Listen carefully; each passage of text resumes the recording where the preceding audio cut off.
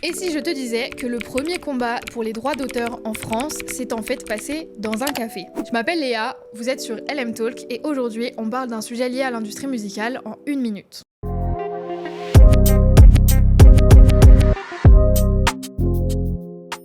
En 1851, face à une injustice majeure, un groupe de compositeurs et d'auteurs-compositeurs français se révolte. Mais pourquoi? Eh bien parce que leurs œuvres étaient jouées absolument partout, sans être rémunérées. À Paris, à l'époque, dans les concerts et les cafés, la musique animait les soirées. Mais les créateurs ne recevaient rien car aucun système légal n'avait été mis en place pour protéger leurs droits. Menés par Victor Parizeau et Jules Colombier, ces artistes fondent avec Ernest Bourget et Paul Orion ce qu'on connaît aujourd'hui comme étant la SACEM. Leur objectif était donc de défendre leurs droits et de collecter les redevances sur l'exécution publique de leurs œuvres. Cette initiative est à l'époque une révolution. La SACEM devient la première société au monde à gérer collectivement les droits d'auteur, assurant une rémunération juste aux créateurs. Et aujourd'hui encore, la SACEM protège les artistes, héritières d'une révolution qui est fondatrice. Une preuve que la musique ne vaut rien sans ceux qui la créent. Et toi, est-ce que tu connaissais cette anecdote liée à la SACEM? Dis-le-moi en commentaire et si tu as des éléments en plus à rajouter, n'hésite pas.